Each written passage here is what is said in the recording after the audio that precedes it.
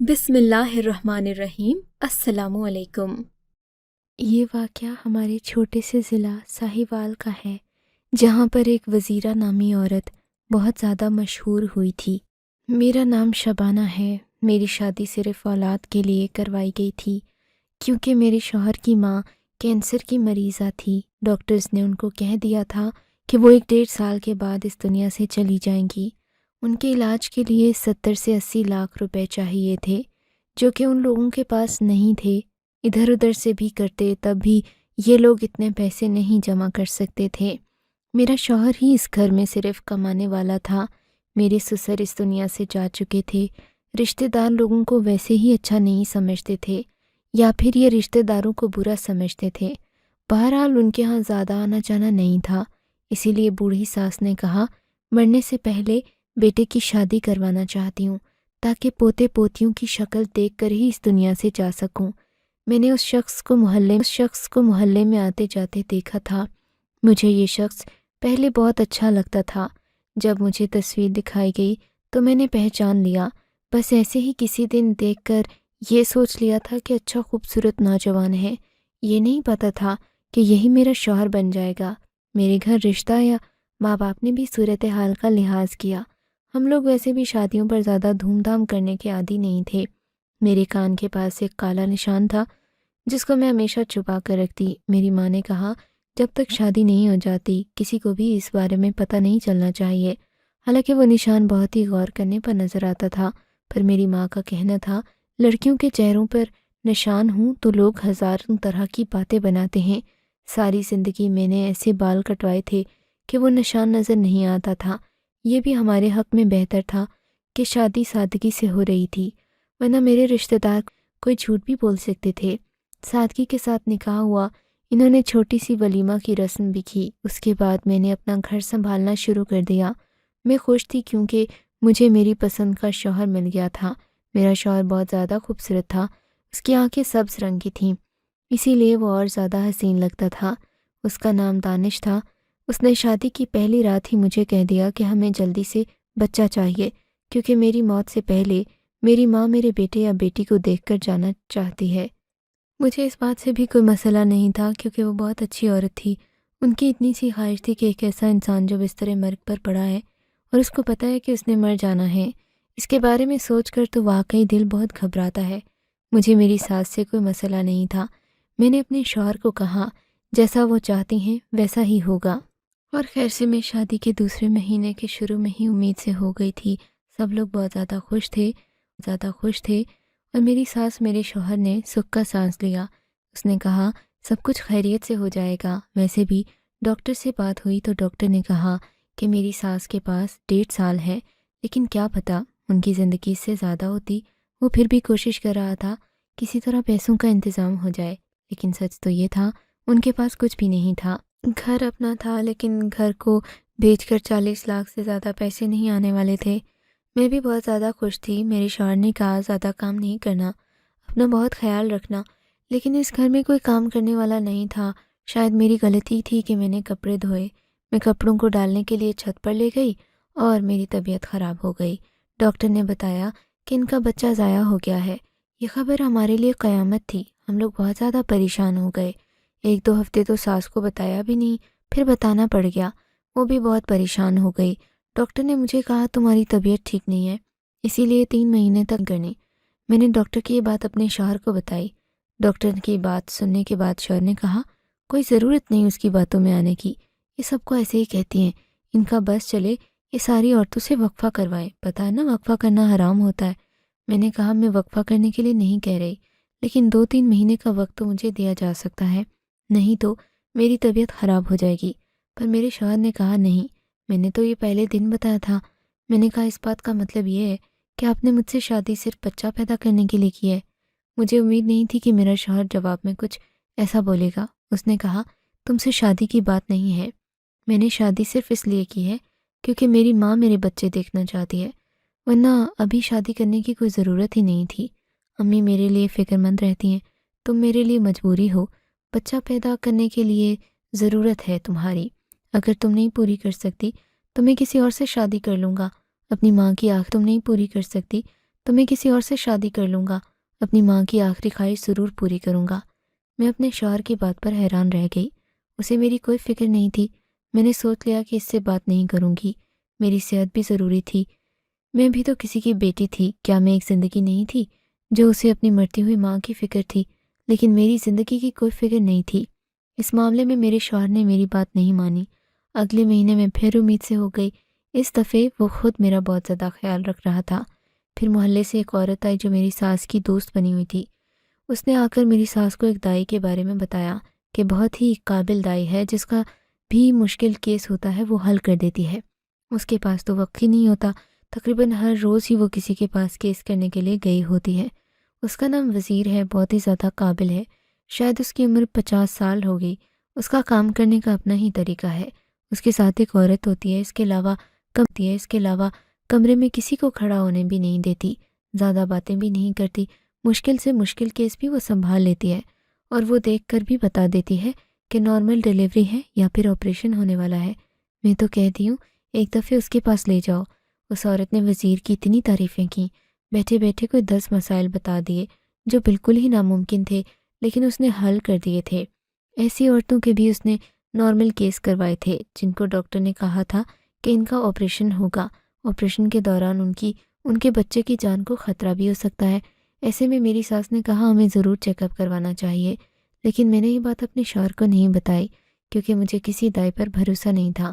جب ڈاکٹر کے پاس گئی تو ڈاکٹر نے کہا کہ آپ پہلے بھی امید سے تھیں، لیکن آپ کا بچہ ضائع ہوا تھا، آپ نے دوبارہ سے بچہ پلان کر لیا، اب آپ کا بچہ ضائع ہونے کا بھی بہت زیادہ خطرہ ہے۔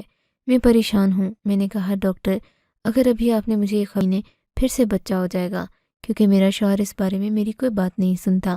میں نے ڈاکٹر کو ساری صورتحال بتا دی۔ انہوں نے کہا یہ تو بہت بڑی بے وقوفی ہے، اگر اس کی ماں مرنے والی ہے تو اس کا مطلب یہ ہے کہ وہ ساتھ تمہیں بھی بیچ دے۔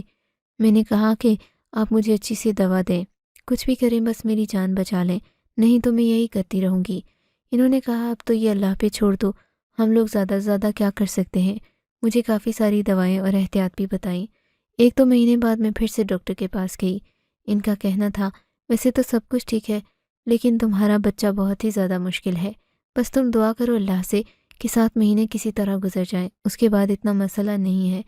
میری دوست کی ساس ایک دن وزیر کو لے کر ہمارے گھر ہی آ گئی۔ میری ساس نے مجھے ڈانٹا بھی کہ میں نے جب تمہیں ایک بات کہی تو تم اس پر کام کیوں نہیں کرتی۔ میں اپنے شوہر کی کوئی بھی بات بتاتی تو وہ اپنی ماں کو ضرور بتا دیتا، وہ بھی بار بار پوچھتی تھی، بچے کے معاملے میں ان کو ہر بات جاننا ہوتی تھی۔ میرا شوہر بھی یہ بات نہیں چھپاتا تھا، وہ کہتا کہ یہ کچھ چھپانے کی بات ہے۔ میری ساس تو یہ بھی کہتی کہ ڈاکٹر کے پاس جا کر تو صحیح انسان بھی بیمار ہو جاتا ہے، وہ جان بوجھ کر کہتے ہیں کہ یہ بھی مسئلہ ہے وہ بھی مسئلہ ہے تاکہ وہ ڈھیر ساری دوائیاں لکھ کر دے دیں۔ اس کو اپنی بیوی کو کہو کہ آرام سے بیٹھ جائے، اسی دائی سے اپنا علاج کروائے۔ میں کمرے میں گئی، وزیر دائی بیٹھی تھی۔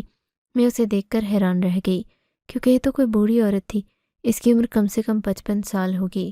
مجھے اس بات کی فکر تھی کہ اگر زیادہ بوڑھی ہوئی تو اتنی ہی اس کی سوچ بھی پرانی ہوگی، یہ پرانے طریقوں پر یقین کرتی ہوگی۔ میں اس کے ہتھے نہیں چڑھنا چاہتی تھی، لیکن میری ساس نے مجھے اس کے سامنے بٹھا دیا۔ اس نے مجھے غور سے دیکھنا شروع کیا۔ اس کے بعد اس نے مجھے کہا میں لیٹ جاؤں، میرا چیک اپ بھی کیا۔ مجھے بہت برا لگ رہا تھا اور غصہ بھی آ رہا تھا۔ میں اپنے شوہر کے سامنے اپنی ساس کی کوئی برائی نہیں کر سکتی تھی۔ مجھے بہت برا لگ رہا تھا اور غصہ بھی آ رہا تھا۔ میں اپنے شوہر کے سامنے اپنی ساس کی کوئی برائی نہیں کر سکتی تھی کیونکہ وہ بستر مرگ پر پڑی تھی، لیکن سچ بات تو یہ تھی وہاں پر پڑے ہوئے بھی میری ساس نے میری زندگی حرام کر دی تھی۔ وہ مجھے گھر کے کسی معاملے میں بولنے نہیں دیتی تھی، ہر بات ان کو بتا کر کرنا پڑتی۔ اگر ان کے لیے پرہیزی کھانا بنتا تو کہتی تم دونوں ہی وہی کھا لو، اب 3 لوگ ہیں اس گھر میں، الگ سے کون سا کھانا بنائیں گے، پہلے ہی بہت خرچ ہو رہے ہیں۔ انہوں نے اپنے کمرے میں بیڈ این اس جگہ پر رکھا تھا جہاں سے کمرے سے ڈائریکٹ وہ کچن کی طرف دیکھ سکتی تھی۔ میں خود کچھ بھی بنا کر نہیں کھا سکتی تھی، پورا دن وہ مجھ پر نظر رکھتی، جو کام وہ دیکھ نہیں سکتی تھی ان کے بارے میں مجھ سے پوچھ لیتی، اور وہ مجھ سے ایسے سوال بھی کر لیتی تھیں جو ان کو نہیں کرنے چاہیے تھے۔ وزیر نے مجھے چیک کیا، اس کے بعد کہا کہ واقعی اس کا کیس تو بڑا مشکل ہے، لیکن یہ بات تو ہم اسے پہلے ہی بتا چکے تھے، وہ کون سی نہیں۔ اس وقت پر اگر ڈاکٹر کے پاس گئے تو وہ سیدھا یہی کہیں گے کہ آپریشن کر دو، آپریشن کے دوران بچے کی جان کو بھی بہت خطرہ ہو سکتا ہے۔ میری ساس نے کہا نہیں نہیں، یہ بچہ ہمارے لیے بہت ضروری ہے، میں اس سے مل کر جانا چاہتی ہوں۔ اس نے کہا پھر وقت پر مجھے بلا لینا، نہیں تو بعد میں یہ نہ کہنا کہ دیر ہو گئی، بہت ہی مشکل کیس ہے آپ کی بہو کا، میں ہی حل کروں گی۔ مجھے اس بات پر تھوڑا غصہ آ رہا تھا کہ یہ عورت ڈاکٹر تو نہیں ہے جو ڈاکٹر سے بھی زیادہ اس کے پاس تجربہ ہوگا۔ پھر کچھ دن کے بعد میری ایک دوست کی کال آئی جو اسی محلے میں رہتی تھی۔ 3 سال پہلے اس کی شادی ہوئی تھی، ابھی بھی وہ اسی شہر میں تھی، لیکن اس کے سسرال والوں کا گھر دوسرے علاقے میں تھا۔ اس نے مجھے کہا کہ میں تمہیں کیا بتاؤں، میں کہاں تھی یار، مجھے وقت ہی نہیں ملا، میں بڑا برا پھنس گئی تھی، میرا بچہ ہونے والا تھا۔ ڈاکٹر نے کہا کیس بہت مشکل ہے، میں نے تو 9 مہینے رو رو کر گزار دیے، دن رات دعا کی کہ اللہ کرے میرے بچے کو کچھ نہ ہو۔ لیکن پھر ایک عورت ملی جس کا نام وزیرہ تھا، اور اس نے مجھے چیک کیا، عین وقت پر وہی میرے پاس تھی، اللہ نے کرم کر دیا اور سب کچھ ٹھیک ہو گیا۔ میں نے کہا وہی وزیر جو لمبی سی ہے، تھوڑی بوڑھی ہے؟ اس نے کہا ہاں وہی والی۔ میں نے کہا ہاں، میری ساس نے بھی کل مجھے اس کے پاس چیک کروایا تھا۔ میری دوست نے کہا وہ واقعی بہت اچھی ہے، اس کے ہاتھ میں بہت آرام ہے، سارے معاملات حل کر دیتی ہے وہ، تم بھی اسی سے کروانا۔ میری دوست کافی زیادہ پڑھی لکھی تھی، اس نے مجھے بتایا کہ یہ ابھی ابھی ہوا ہے۔ اس نے مجھے اپنی بیٹی کی تصویر بھی دکھائی، اس کی بیٹی بالکل بھی اس جیسی نہیں تھی، ویسے تو بچے سارے پیارے ہوتے ہیں لیکن اس کی بیٹی بالکل بھی اس پر نہیں گئی تھی، عجیب سی کالی سی بچی تھی، موٹے موٹے نئے نقش تھے۔ میں نے اس کو یہ بات اس لیے نہیں کی، لیکن مجھے یاد آیا کہ اس کا شوہر بھی تو اسی طرح کا ہے۔ بچی شاید اپنے باپ پر چلی گئی۔ اس نے کہا ڈاکٹر نے کہا تھا یہ بچی نہیں بچنے والی، پر اب دیکھو یہ میری کا ہے تو پھر تم شکر کرو، اس کا وقت ہی نہیں ملتا۔ میں نے کہا ٹھیک ہے، میں بھی مطمئن ہو گئی، کیونکہ میری دوست جھوٹ کیوں بولے گی؟ جب محلے کی عورتیں اور رشتہ دار آپس میں بیٹھتی ہیں اور شادی شدہ ہوں تو ان کی باتیں یہی ہوتی ہیں، بچہ، شادی، کیا ملا، کیا دیا، بچہ ہونے والا ہے، کون سا بچہ ہونے والا ہے، بچے کی صحت کیسی ہے۔ ہمارے گھر میری ساس کو پوچھنے کے لیے کافی عورتیں آتی جاتی رہتی تھیں، اور باتوں باتوں میں کم و بیش ساری ہی وزیرہ کی کافی تعریف کرتی تھیں۔ 2-3 عورتوں میں سے تو میں نے خود پوچھا، انہوں نے کہا بہت اچھی عورت ہے۔ مجھے بھی تسلی کرنا تھی، مجھے تسلی ہو چکی تھی۔ ڈاکٹر کے پاس گئی، اس کے بعد میں صرف ایک دفعہ ہی اور گئی۔ اس نے یہی کہا کہ ابھی بھی کافی رسک ہے۔ اس طرح دن گزرنے لگے، میرا شوہر میرا خیال رکھتا، پر اس نے جو باتیں مجھے کی تھیں وہ مجھے بھولتی نہیں تھیں۔ پھر میری ماں نے مجھے سمجھایا کہ شادی شدہ زندگی میں اپنی یادداشت کو کمزور کرنا پڑتا ہے، تب جا کر رشتے نے مجھے سمجھایا کہ شادی شدہ زندگی میں اپنی یادداشت کو کمزور کرنا پڑتا ہے، تب جا کر رشتہ مضبوط ہوتا ہے، جو بات گزر جائے اس کو بھول جانا ہوتا ہے۔ شاید میری ماں ٹھیک کہہ رہی تھی۔ میرا شوہر میرا خیال کر رہا تھا، میری ساس بھی میرے لیے دعا کرتی تھی۔ عین وقت پر میری طبیعت بہت زیادہ خراب ہو گئی، وزیرہ کو بلا لیا گیا۔ وہ وقت پر پہنچ گئی، لیکن جب وہاں پر آئی تو اس کو دیکھ کر میں حیران رہ گئی۔ اس نے اس دفعہ مردانہ دھوتی پہن رکھی تھی۔ میرے ساتھ ایک محلے کی عورت بھی کھڑی تھی جو میری ساس کی دوست تھی، وہ بھی موجود تھی۔ میں نے کہا اس نے کیسے کپڑے پہنے ہیں؟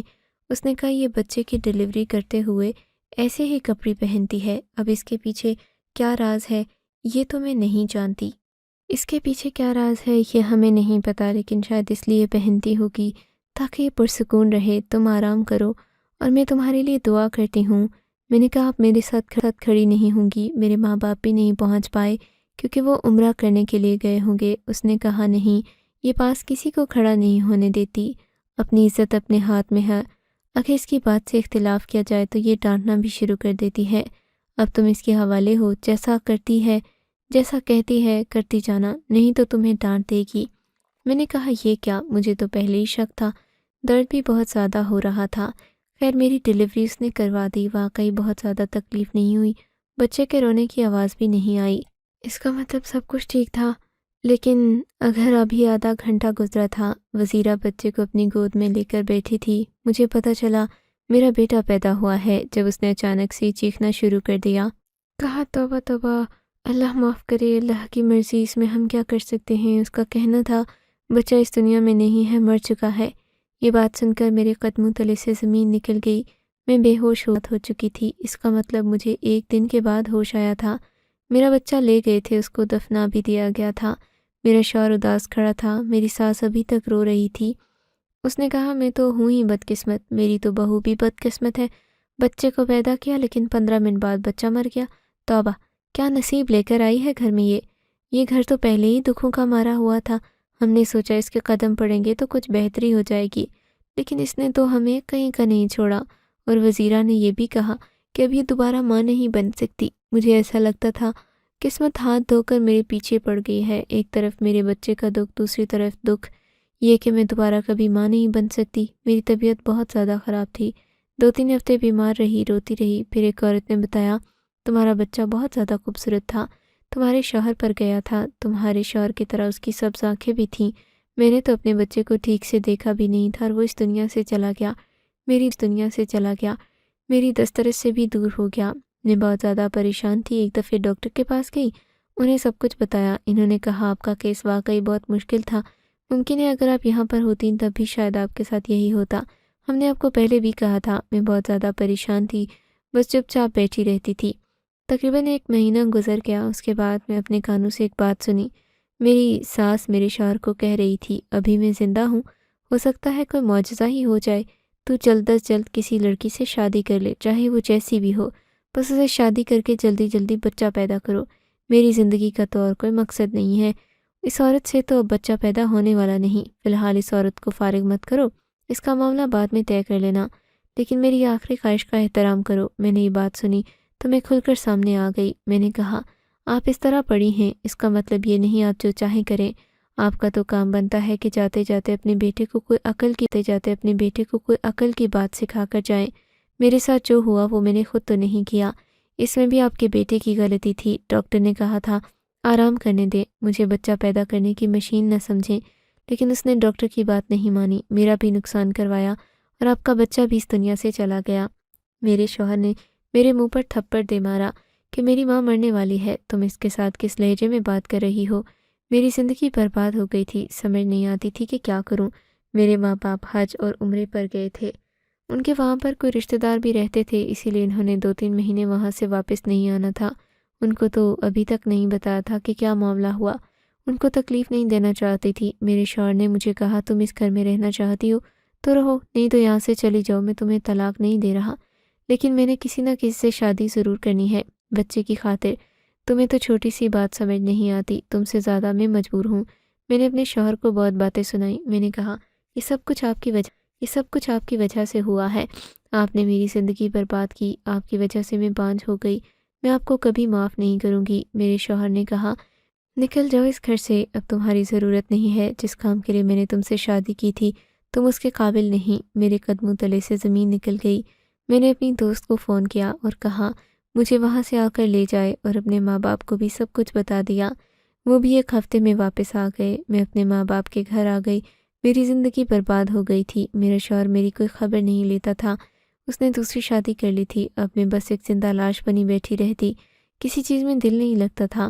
ایک دن میری دوست میرے گھر آئی، اس نے مجھے کہا کہ ہماری ایک رشتہ دار ہے، اس کے گھر میں بچے کا عقیقہ ہے، وہاں پر چلتے ہیں، تمہارا بھی دل بہل جائے گا۔ میں نے کہا نہیں، مجھے وہاں نہیں جانا، میرا دل نہیں کر رہا۔ اس نے کہا چلنا چاہیے تمہیں، اس طرح کب تک گھر میں بیٹھی رہو گی، بیمار ہو جاؤ گی، میرے ہی عورتیں اور بچے آئے ہوں گے، تمہارا دل بہل جائے گا۔ میں اپنی دوست کے ساتھ چلی گئی، اس کی وہ رشتہ دار اس کے سسرال میں سے تھیں، بہت ہی زیادہ امیر عورت تھی۔ جب گھر میں داخل ہوئے تو حیران رہ گئے، ویسے تو یہ عقیقہ تھا، پر یہاں پر اتنا زیادہ کھانا بنایا گیا تھا، اتنے سارے لوگ آئے تھے، بہت امیر لوگ تھے، سب کہہ رہے تھے کہ بہت ہی امیر ہیں یہ لوگ، ان کے پاس کسی چیز کی کمی نہیں، لیکن 10 سال سے ان کے ہاں اولاد نہیں ہو رہی۔ 10 سال کے بعد بیٹا پیدا ہوا، وہ بھی نہایت ہی حسین، اسی لیے تو اتنا جشن منا رہے ہیں اور پیسہ پانی کی طرح بہا رہے ہیں۔ میری دوست کو ایسی جگہوں پر جانے کا بہت شوق تھا، اسی لیے تو وہ بہت زیادہ انجوائے کر رہی تھی۔ میں جا کر ایک کونے میں بیٹھ گئی، تھوڑی دیر بعد سب کو کھانا دے دیا گیا، پھر بچے کو باہر لے کر آئے۔ وہ عورت بہت ہی زیادہ شاہانہ لباس پہنے ہوئے تھی، اس نے بچے کو اٹھا رکھا تھا۔ میں نے جیسے ہی بچے کو دیکھا میرے قدموں تلے سے زمین نکل گئی، میرے ہاتھ پاؤں کانپنے لگے، میری سانسیں تیز ہو گئیں۔ وہ بچہ 5 ماہ کا بچہ تھا اور میری جس دن ڈیلیوری ہوئی تھی اس دن کے بعد سے بھی 5.5 ماہ کا ہی بن رہا تھا۔ میں نے اس بچے کو دور سے دیکھا، اس کی آنکھیں سبز تھیں، کان کے پاس ایک کالا نشان تھا۔ میں اپنے بچے کو کیسے نہ پہچانتی؟ اگر بات صرف سبز آنکھوں کی ہوتی تو شاید مجھے غلطی ہوتی، لیکن یہ کالا نشان پیدائشی تھا جو میری وجہ سے ہی میرے بیٹے کو ملا۔ میں بھاگ کر اس کی طرف گئی، بیٹے کو گلے سے لگا لیا، چلا چلا کر رونے لگی۔ سب لوگ حیران ہو گئے، انہوں نے مجھ سے بچہ لے لیا۔ میں نے رونا چیخنا چلانا شروع کر دیا، اپنی دوست کو یہ بات بتائی۔ جب میں واپس آئی تو اپنے ماں باپ کو بھی یہ سب کچھ بتایا، وہ بھی حیران رہ گئے۔ میری ماں نے کہا جب تم پیدا ہوئی تو تمہارے کان کے پاس بھی ایک ایسا ہی نشان تھا۔ میں نے کہا میرا بچہ ہے، اس عورت نے جھوٹ بولا ہے، کوئی نہ کوئی جھوٹ بولا ہے، اس نے میرا بچہ اس عورت کو دے دیا۔ مجھے نہیں پتا کیا ہوا لیکن وہ میرا ہے، مجھے اس بات کا یقین ہے۔ میرے والد نے کہا وہ بچہ تمہارا اور دانش کا ہے۔ یہ ثابت کرنے کے لیے تو صرف ایک ٹیسٹ ہی کافی ہوگا، لیکن وہ لوگ بہت امیر ہیں، ہمیں پہلے اس عورت کو پکڑنا ہوگا جس نے تمہاری ڈیلیوری کی تھی۔ میری دوست کے ساتھ مل کر ہم نے پلان بنایا کیونکہ مجھے پتا تھا کوئی نہ کوئی گڑبڑ ہے۔ میری دوست نے کہا کہ ماں بننے والی ہوں، وزیرہ کو فون کیا، اس نے کہا ٹھیک ہے، میں نے پہلے بھی تمہارا کیس کیا تھا اسی لیے میں آ جاؤں گی۔ میری دوست نے ناٹک کیا، نقلی ڈرامہ رچایا۔ اس کے بعد وزیرہ وہاں پر آ گئی، میں نے دروازہ بند کر دیا اور پولیس کو بھی بلا لیا، اس کے سامنے بھی ساری بات کر دی۔ پولیس کو دیکھ کر وہ تھر تھر کانپنے لگی۔ پولیس میں ایک لیڈی کانسٹیبل تھی جس کا تھپڑ لگتے ہی وزیرہ نے سب کچھ بتا دیا۔ اس کا کہنا تھا جب میں بچے کی ڈیلیوری کرنے کے لیے آئی تھی تو جان بوجھ کر دھوتی پہنی تھی، اپنی دھوتی پر میں نے نشاور دوا لگائی تھی، بچے کو اپنی گود میں لے کر 10-15 منٹ کے لیے ایک طرف بیٹھ جاتی، بچہ بے ہوش ہو جاتا، پھر اس کے ماں باپ کو کہتی بچہ مر گیا ہے، بچوں کو وہاں سے لے کر چلی جاتی۔ اس کے بعد وہ بچہ کسی امیر خاندان یا شادی شدہ جوڑے کو بیچ دیتی، ان کو جن کے ہاں بچے نہیں ہو رہے ہوتے۔ میری دوست نے کہا پھر تم نے میرا بچہ کیوں نہیں اٹھایا؟ اس نے کہا تمہاری بیٹی بہت بدصورت تھی، میں صرف خوبصورت بچوں کو چراتی ہوں، تمہاری دوست کا بچہ بہت ہی زیادہ خوبصورت ہے، سبز آنکھوں والا تھا، مجھے پتا تھا مجھے اس کے اچھے پیسے ملیں گے، اسی لیے میں نے کہا وہ مر گیا ہے۔ میں اپنا نام بدنام نہیں کرواتی، 10 میں سے صرف ایک بچے پر ہی یہ گیم کھیلتی ہوں جو سب سے زیادہ خوبصورت ہوتا ہے، پر یہ پرخطرہ بہت کم ہوتا ہے۔